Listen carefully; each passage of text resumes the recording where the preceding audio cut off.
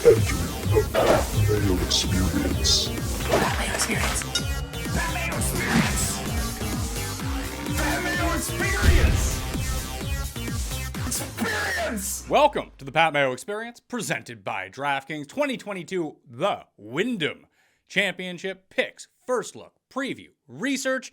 It's probably going to be the final one. I've said that like 3 times already. I might actually do St. Jude next week, so this is probably not the final one. But the Listeners League is now open. Hit the description or hit the comment section. You can find it down there right now. Only 2,000 spots because we're nearing the end of golf season. And then, of course, the NFL Listeners League is going to be open very soon. Got a bunch of stuff coming this week. Tim, Jeff, and I will start doing our football shows this week. So you get like 6 straight months. If you miss cuss, you're going to get a whole lot of cuss in your life coming up. So remember to leave a rating and review on Apple Podcasts, on Spotify, sub to the channel, all that free stuff that you can do to help us out so we can continue to give you all the shows for free, uncensored. No problem with that. Smash the like while you're here in the comment section. Tell me who you think is going to win the Wyndham Championship this week. Detroit, epic failure. Actually, I have a couple runners on DraftKings. The betting card is not looking good. I thought Lee Hodges might come through for me. However, Saturday, not so kind to Mr. Lee Hodges. Apparently, he hits his irons like me now, and that was just the end of him. When you can't hit your irons and you're missing like 3-foot putts, not great news. Not great news whatsoever.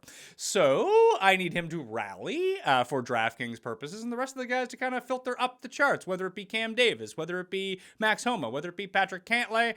Although those guys were super chalky this week, I don't know how much that's going to help me. Lee Hodges was my differentiator. So I guess 61 or, 64 from Lee Hodges on Sunday would be very nice for me. Probably boost me up, win some money on the week. It would be a nice sight to see. Fortunately, if you watch the UFC show, we won money on UFC. So that was nice on Prize Picks. So anyway, playing the DraftKings Listeners League, it's down in the description. We should jump into what is happening at the Wyndham Championship. Right now, you can see that the field is already up for this week. This is the last week for players to get themselves into the FedEx Cup. And we got some players this time around. Will Zalatoris, Shane Lowry, Billy Horschel, Corey Connors is back. Sungjae is playing once again, coming off his, I guess it wasn't really a near miss. He was T2 in Minnesota. Henley, who missed the playoff by a stroke last year. Then you got your regulars at tournaments like this. It was the first time we've seen Munoz in a while, I think since the Open Championship. Poston, Harmon, Riley, trying to get back at it once again. HV3, haven't seen him since the Open Championship, I think. Did he play? Now I can't even remember if he played in Minnesota. That was such a although I did all the coverage and everything like that week, I didn't watch a ton of it. No, he hasn't played since the Open. All right. Seabez is on the list. Mark Hubba Hubbard, who missed the cut by a stroke in Detroit. That's not great. We got Hatton back. We got Rose back. We can waste money on Goddard again. We got players here. CT Pan almost won this event. He ended up losing to Poston, I believe. Then he won the Heritage the next year. Siwoo Kim and Adam Scott are both playing. Obviously, Adam Scott had a chance to win last season. Did not work out because he missed a very short putt for the win. It was a 6-man playoff a year ago. If people don't remember, we'll see how Pendrith finishes in Detroit, although he seems to be playing very well. Alex Smalley, I'll go back to Alex Smalley. Kind of sunk me this week. Missed the cut by a stroke. Did not have a great round 1, but tried to rally a little bit. Didn't really work out. This is his home course. Sedgefield CC. Webb Simpson, the king of the Wyndham Championship, although I don't think he's actually ever won the Wyndham Championship, which is kind of funny to think about. Let's see here. Wyndham Championship for old Webb. Yeah. 7th, 3rd, 2nd, 3rd, 72nd, 6th, 5th, 11th, 22nd. Coming back into his own at some point. At least recently. It's been a mixed bag. It hasn't been super consistent, but, it's kind of what you want to see. Defending champ. Kevin Kisner is here. KH Lee. It's not TPC Sedgefield, so that might be tough for him. Tom Kim continues just to play golf over and over and over again. Eventually, you have to think that he starts hitting the wall a little bit. I believe this will be his 5th tournament in a row. Johnny, getting some Johnny in our life. Straka has just been a disaster recently. Rafa Cabrera Bayo was in this field. Someone named Trent Phillips and Tommy Gibson. No idea who those guys are.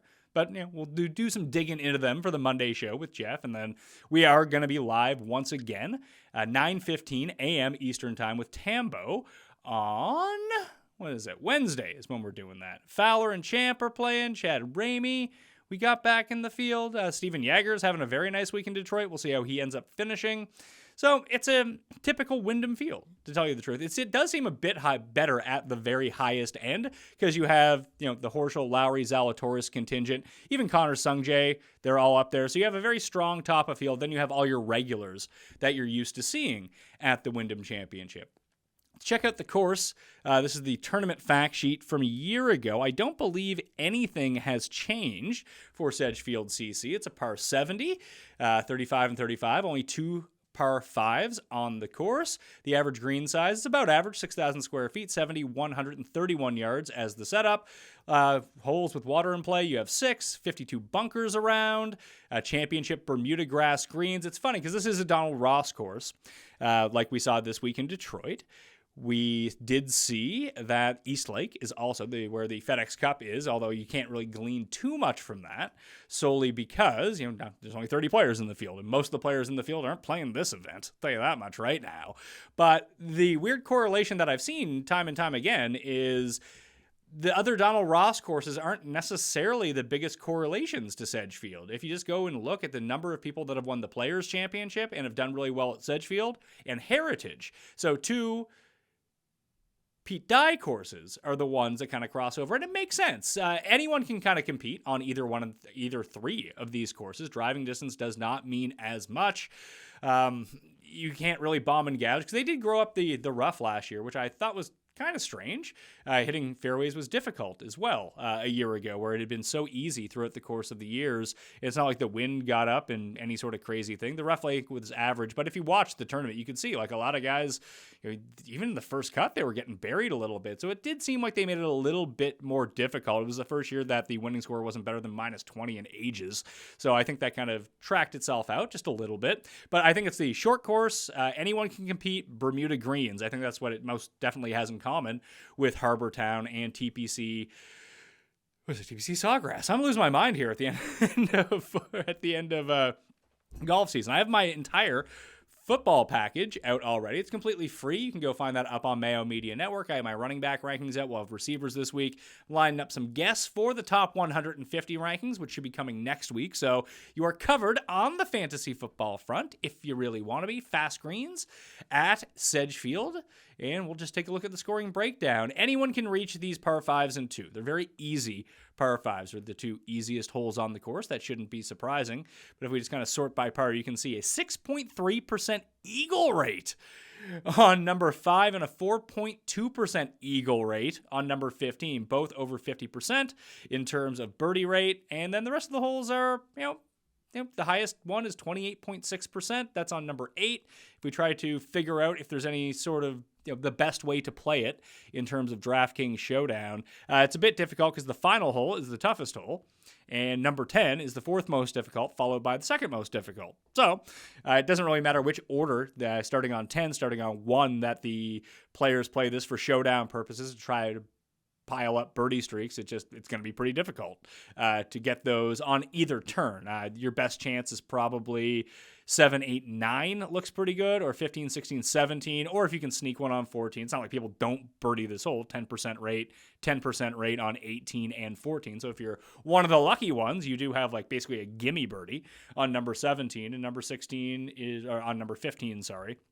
And then number 16 is 22%, number 17 is 20%, so that can pile up in a hurry if you're looking for those birdie streaks. One thing I really did want to mention here about the average shot distribution, you see like the plurality of the shots this week are coming from 150 to 175 yards. You'll get the whole compositions. There's 8 from 400 to 450. When that's the case, and you don't see a lot of the par 4s into the 450, 500, 500 plus range, that is essentially telling you that almost any skill set can compete at this course. You don't need overwhelming distance because everyone is just kind of getting to this range. And I mean, the 200-yard plus shots are mainly on par 5, so it's not going to be that big of a deal for the entire field. Let's see the historic cut line, -2, -2, -3, -2, -2, -2. I'm going to guess it's probably around -2.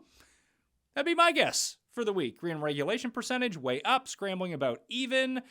3 putts per round, a little bit higher at Sedgefield. They're very fast greens, so that can, your timing's off by a little bit. That can be a problem. The average driving distance is down because people just don't need to go bomb and gouge. They can scale back, hit those fairways and you still have a 9-iron max in on most of these holes. We look at the top 10 finishers, approach and putting. If you're not dialed in with your approaches, it's not going to be that great. And I bet you a lot of the off the tee is likely made up from accuracy this week. We saw, who was it? I think it was CT Pan. I think he was winning on the 72nd hole and just shanked it into the woods, and that was the end of him. That's the year that Poston won. I want to say that's the case, but sometimes my memory gets a little bit wonky with these sorts of things. Let's take a look at the tournament history to see what we have. And obviously there was the 6-man playoff a year ago, and most of those guys are back. Roger Sloan, Siwoo Kim, Adam Scott, Kevin Kisner ends up winning. Totally forget the other guys who were in the playoff. Who else was in that playoff? Oh, Brennan Grace and Kevin Na. Obviously, they're not playing on the PGA Tour anymore, so we're not going to see much of them. The year before that, 2020, you had the Herminator beat Billy Horschel, Kevin Kisner, and Siwoo Kim. This is one of the courses where tournament history has shown to play, and it's funny because Heritage is very much the same way, where not every course shows a lot of tournament history year over year over year, but it most definitely does at Sedgefield. 2019, that was the Poston year, beat Webb, beat Siwoo Kim. Where's the Panimal here? I guess Pan's not playing. Or maybe that wasn't that year. This was the year that Webb came in second, CT Pan came in second. Byung-Hun An was also way up there that year. I don't think he made a bogey the entire week and somehow didn't win, or he didn't make a bogey until like the 70th hole. I remember this tournament very vividly because they don't emphasize it enough, unfortunately, when it comes to the FedEx Cup. Like, the FedEx Cup means nothing. Like, it means something to the players who are trying to win like $30 million. That's great. It can be exciting in that way. But they try to emphasize the race for the top 125 to secure a spot into the playoffs, especially at the Wyndham Championship. But I don't feel like they do a good enough job of highlighting that. You can really make some interesting storylines, show a lot of shots of guys that you don't normally see. And I think that's what you're trying to propel up to make the FedEx Cup mean something. They'll get to it like a bit on the weekend, but they're just going to devolve back into the regular coverage that they have. And when it comes to picking your players this week, do not Don't harp down on guys that are on the bubble. That doesn't mean they're going to play any better. If they had this magic elixir to really up their game to get inside the top 125 of the FedEx Cup playoffs, even after guys left for the Live Tour and are now ineligible to qualify, you think they would have done it at some other point of the year. It's not like, oh yeah, these are great players, need to turn it on. Like, I think like Rose, some of the top end names that don't play a lot, okay, that does make some sense to me. That maybe the talent is there, they just haven't been playing a lot, or they've only been playing in very difficult fields. They need to get themselves in. Maybe they can turn it up, but it's still a talent bet at that point anyway. It's not like you're looking at number 129 and be like, well, this is the week. Let's make it happen. No, they would have made it happen by now. That's not saying they can't have a good week, but taking them when they're in no form and not playing well because they need it more, that is a recipe for a terrible picks week. And trust me, as someone who's very familiar with terrible picks weeks, that's just one thing that I can just throw away immediately to make my picks slightly better for at least 1 week. We'll get back to it. FantasyNational.com/Mayo, by the way, if you want to dig in a little bit more. We take a look at the players who were the best. Webb, by far. Webb is going to be the Patrick Cantlay of this week on DraftKings, where he's just owned by, he probably won't even, with Lowry and Zalatoris and Horschel in the field, he's probably not even going to be the highest owned guy. And he's probably going to be like the 5th most expensive. He's going to be like 40% owned. But top 10 finishes in each of the past 5 years. Just so safe. So safe when it comes down to it. RSM Classic is another one to look at for this as well. Billy Ho, it looks like he's trending towards a win. 60th, 11th, 6th, 2nd. Didn't play last year. He's back in the field. I believe we have not seen him since the Open Championship as well. Let's see how he's doing here. Missed cut at the Scottish, missed cut at the U.S. Open. He's just, he wins Memorial. Not playing a ton of golf. Almost was T20 at the Open, which is one of his better Open Championship finishes ever. So good form coming in for him. Siwoo, obviously, is going to be up there. Henley having a good week in Detroit. He'll be quite popular as well. You see Sabatini, hole-in-one man this week. Does have 3 top 10s the past 5 years.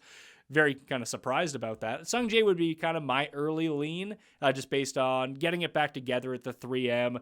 The putter was such a disaster at the Open Championship. He has some decent finishes here. He's one of the better players in the field. You have local kid, Harold Varner III, has had two top 10s over the past 5 years, made the cut every single time. Anyone else with like sneaky history here? Lowry has one top 10. Sloan, obviously. How has Sloan been playing? I know he made the cut in Detroit, but how was he playing coming into that? Well, he had a rash of missed cuts, got it back together at the 3M, played well in Detroit, so maybe we're back going to Roger Sloan week for the second consecutive year. Werenski actually showed up in Detroit, too, has not missed a cut in any of his 4 appearances the past 5 years. Panimal, all right, Adam Scott had with his 1 T2, he's back up there. Zach Johnson playing some okay golf again. He was T7 2 years ago at this event. You'd always think this would be a better Brendan Todd event than it is. Justin Rose is another one who had a top 10 last year. He's played this tournament twice. Let's see, Poston with the win. Hadley, just a couple middling performances. So we got enough info to go on here for the players who have done the best historically over the course of time. Let's go into the modeling for the week and try to find out the stats that matter at the Wyndham Championship. And if you want to build a mixed condition model this week, I think that's a route that I would probably end up going with. Let's see. Wyndham Championship average results throughout the course of the years. 35% allocated to strokes gained approach. 15% to that 400 to 450 bucket, tee to green overall. 10% that key proximity range. 5% fairways gained. 5% par 5s. 5%. I'm going to get rid of par 5s. Actually, no, because I have Eagles in here already. Eagles 5%, putting 10%, and opportunities gained 10%. Let's get rid of putting at 10%, and we'll go a bit more micro on the putting front. We'll go 5 to 10 foot putting, and we will go 10 to 15 foot putting, just to see if there's people who are doing better up there. I have bogey avoidance listed in there at 0%. I just wanted to take a look at it because, again, I don't find bogey avoidance, unless you're playing the most difficult of courses, to be the most predictive thing going. But I do like to see it in my table as we go through to see if there's someone in particular that we can find that we like that is like, oh, that doesn't look good. It means they're not scrambling all that well. So if we go rank past 50 rounds, Henley, Lowry, Connors, Adam Scott, Will Zalatoris are your top 5. Can Corey Connors make enough putts in order to win this week? Oh, Jason Day is in this field. Good for him. Let's see. Connors, very good at putting 5 to 10 feet and not a disaster 10 to 15 feet. So at least trending-wise, he's looking a little bit better in that regard. I gotta stop clicking off everything here. Oh, Aaron Wise is in the field. He ranks up very highly. You have Svensson, who's really turned around his putter recently. Not really making a charge at Rocket Mortgage, but doing quite well at Rocket Mortgage. You can see Zalatoris, Adam Scott. I mean, Adam Scott's kind of around like the median for this field. It is 156 players, and top 65 in ties are going to make the cut this week. But you see like Henley's struggling a lot. As someone who rostered Henley this week and watched a lot of his Saturday round, a lot of misses. I mean, that was even from 5 to 10 feet. He was just missing from inside 5 feet. That's never good. Better putting from the 10. He better just leaving himself a bit more distance, it seems, on these putts. But Svensson's putter has been, at least over the past 50 rounds, been very good inside 15 feet, which is kind of surprising. It's also surprising to see Corey Connors up there as well, where you see like Wise and Varner and Zalatoris have striking deficiencies inside 15 feet from at least one of the ranges. At least Wise is good from 10 to 15 feet. And Varner, actually, let's see, where's Varner? Yeah, Varner's been like average from 10 to 15, but they're really bad from 5 to 10, which is going to be go time on most of these holes, to be perfectly honest with you. I mean, Martin Laird has been striking the crap out of the ball recently. You can see the putting has just really been letting him down. Munoz, someone that, it's funny because Munoz, in my mind, is actually a pretty good putter. And you can see positive on most surfaces except for POA. But recently, it's been kind of there was this run right here. So if we do shrink the sample size, and this is why sample size matters a lot, that to begin the year, and that's still being included in his 50, just a very poor putting. Like he had a bad stretch from the beginning of the playoffs last year, basically until the Players' Championship, where his putter just was not working. Now he's beginning to get that back a little bit. So people who use long-term modeling, as we're seeing right here, are going to have, if they include putting, which I know a lot of people do not, are going to have Munoz pretty far down that list because it doesn't look very good. Hatton, I think, is most definitely a play at Sedgefield, someone with a very good heritage record, someone who's just a very good putter in general, especially from in close and playing some pretty good golf at the moment. He's only really playing in like the best fields right now, but almost top 15 at the Open, top 25 at the Genesis. It's been kind of I'm just such a slut for Hatton to begin with that it's very easy to talk myself into him. But as you can see, like with someone like Munoz, we'll see how that track's going down. Bez, I mean, if it's going to be a lot of wedges and a lot of putting, he doesn't make a ton of eagles, but he did have a very nice run. We had money on him at the John Deere Classic, ended up coming in second that week. So 3 pretty decent performances in a row. It's really funny to see his around the green game be so incredibly bad, because historically, like, you think of Seabez as being really good around the greens, but I just want to see, look at these spike putting weeks. We just need another one of those spike putting weeks, a little bit better from the iron game. We know he's going to hit a ton of fairways. You never want him at a course where distance means anything. And he figured out the greens in 2020, gained almost 6 strokes on the green. The putter and around the green was not good, but that's okay. Maybe that's something that he can figure out just a little bit. So let's shrink the sample size down. So we did pass 50 rounds. Let's go past 24 rounds and see what the stats are telling us from that regard. Now, if you want to copy my model, I'd suggest, it's not going to give you the end-all be-all of anything. Like I said, mixing in course history with the mixed condition model probably makes a little bit more sense this week. Even someone like Reevy. Reevy rates out 12th. He has a win already, and I guess the putter came around for him. But who is it that I wanted to look at? Munoz. So let's take a look at Munoz here, and you can see, well, he's still not been good from 10 to 15 feet. He's now top 20 in the field from 5 to 10 feet. Second in bogey avoidance. That's not weighted, but that's always a positive sign to see. And that would correlate a lot with good putting from 5 to 10 feet. That makes a lot of logical sense. If you're going to save a lot of bogeys, you're going to make a lot of 7-foot putts. That's how it goes. The proximity from the key range has not been good over that range, but he's still better in the field in the key par 4 range, better in the field in strokes gained approach. Always good things to see. Mark Hubbard's actually number 1 in the modeling now that we take everything out. I want to go and take a deeper dive into his Rocket Mortgage stats. I mean, the hole-in-one is going to skew a lot of things for his strokes gained approach numbers, but just to see where it was. Was it a terrible putting week? What happened with him? I'll dig into that more on Monday. Stallings continues to rate out well, continuing to play well in Detroit too. Henley, you can see the putting remains good from 10 to 15 feet, still very poor from 5 to 10 feet. That's always interesting to see. That's always helpful that guys are consistently doing the same things in these ranges over time. You can see Zalatoris, he's still not putting well inside of 15 feet, no matter how we shake it. This isn't a major, so that's going to be tough for him just to flick the switch for no reason. Svensson continues to be good. You can see Lowry's putter getting significantly worse, although the ball striking has been amazing. As someone who's had money on Lowry, he hasn't won yet this year. I'm curious to figure out what his odds are going to be this week. Just very curious about that. Because if it's like 20, I'm in. That's a very good number. That's the same thing with Webb. Like, if Webb is somehow better than 20, I don't think that he's going to be, but that would still be something that I'd want to take a look at. Who is the best from 5 to 10 feet? Oh, Bez.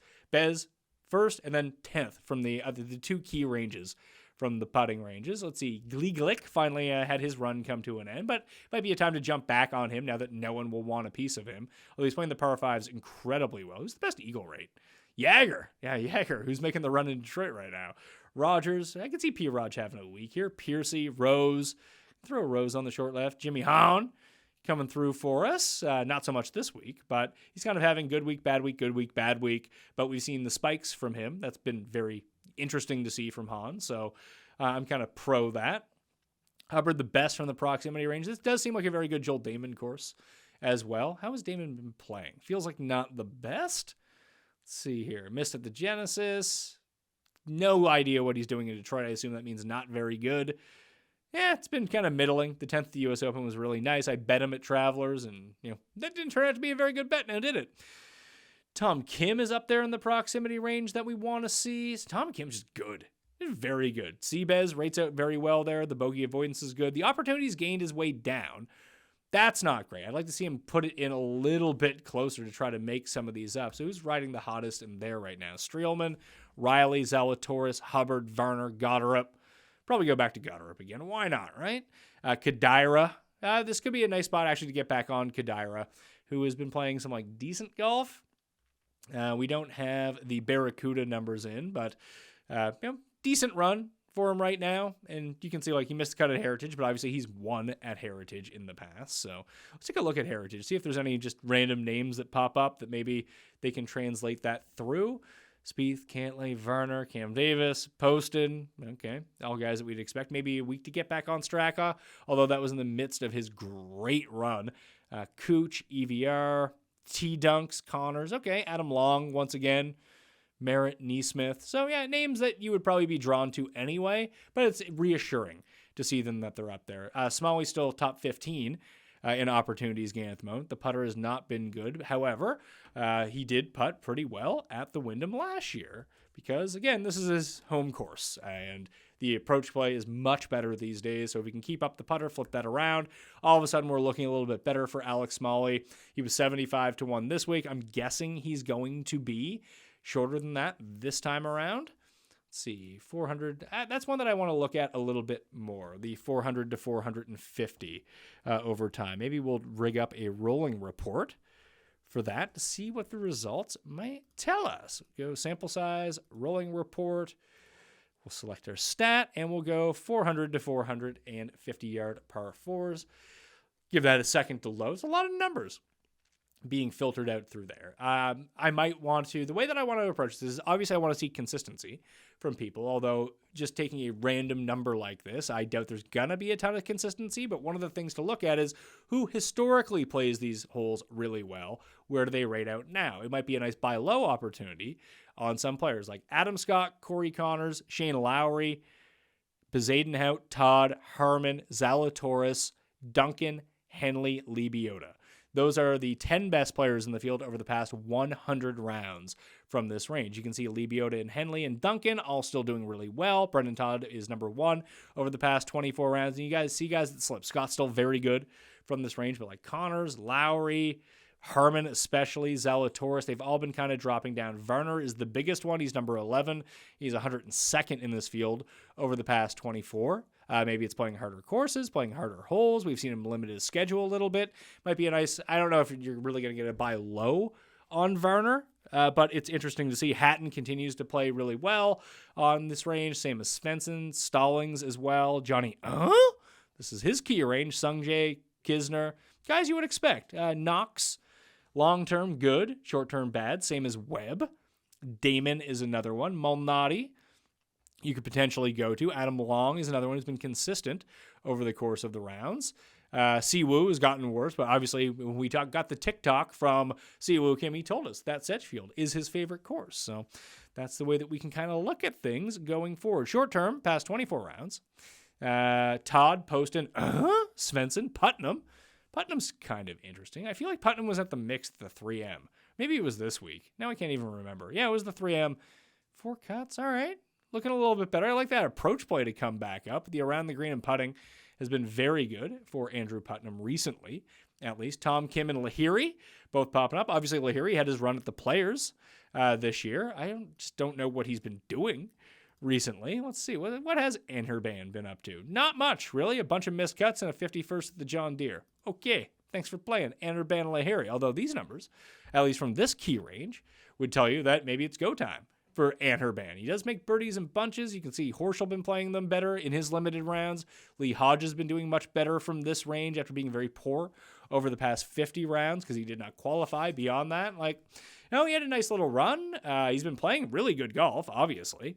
And I don't, especially if he has another poor Sunday, I don't know if that means that his run is over, but he's been gaining on approach in so many consecutive events, and the putter never really caught up. Although he did have his few spikes here and there. I don't know if he's ever played the Wyndham. He is not.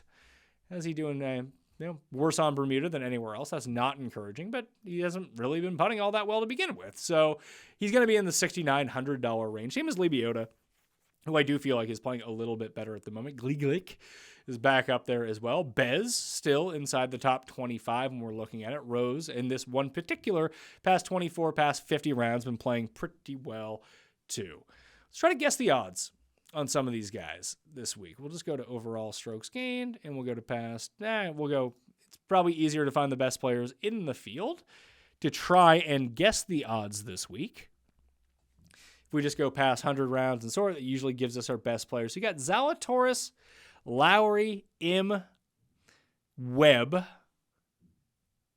Okay, so Z, Lowry, Webb, Connors, Horschel, Hatton. Who else will be up there? Denny will be in the mix. But it's probably those 4, right? Zalatoris, Lowry, and Webb are probably the top of the list. Kisner will be in that discussion as well of guys who are in like that like 25 to 40 range. I don't know if anyone else is getting up there right now. Davis Riley has been around there, but I don't think he'll get up that high. Keith Mitchell, at the same time, he's been playing some pretty good golf, but Rory's not playing. He tends to play a little bit better when Rory's playing. Henley will be in that mix of the sub-40 group. Varner will probably be up there too. But yeah, Hatton's probably in the top. I don't know. Hatton's probably a tweener as it comes to this field. It depends on like how Pendrith plays this week. If he ends up winning, obviously he's going to be a little bit higher up. But I'm going to say Siwoo, just based on his course history. He does have the win here. And having a pretty good week in Detroit, too, that he'll likely be up on that list. But Zalatoris, Lowry, Im, and Webb. I'm going to say Lowry is 14-1. Im is 16. Webb is 18. Zalatoris is 16. Then you'll get Hatton at like 20 or 22. Connors at 20, 22. Horschel 20, 22. Ugh. It's not looking great. Siwoo 35. Denny 30. Henley 28, Kisner 28, Riley 28. I mean, I don't love those odds, mind you, but you're not probably going to have a very overwhelming favorite when it comes to this field. So that's always a positive. That always means that, first look should always be DraftKings Sportsbook, but there might not be a consensus of who the player at the top of the market is, because it could be any one of those 4, maybe even 5, depending on the book that you use. Like that week that Adam Hadwin, I think it was at the 3M, was the betting favorite in the field over like Tony Finau at some places. Like, okay, let's not bet him there. If you want to bet him, you can bet him anywhere else for a better number, and that's likely what we're going to see this week for the Wyndham Championship as well. Like you might be able to catch a 22 on Webb, B might be 10-1 somewhere else. So really look around, do your due diligence, and Jeff and I will try to present that to you on the Monday show. So tune into that, smash the like for this episode, play in the Listeners League. It's going to fill up very quickly, so I suggest you go do that, reserve your spot right now. Probably only 2 left for the year for golf. We'll do this. We'll do Memphis. Maybe we'll do BMW, but we're not doing East Lake. East Lake is horrible, especially for DraftKings. It's a betting event, and even the betting event is kind of stupid as well. It's just not. That's the problem with the FedEx Cup, is that the final event sucks. It would be more fun if we could find a granular way to include more people, to make the betting more fun, to make fantasy more fun for it, rather than spotting some guy 10 strokes on the field. It's kind of weird. Anyway, 9:15 a.m. Eastern Time, live on Mayo Media Network and up on the pod feed after. Tambo and I will talk through. We got me, Jeff, and Cuss talking football this week on the feed. It's a good week. August, we're rounded into form, so hope you enjoyed the show. I'll see you next time. Mayo experience! Experience!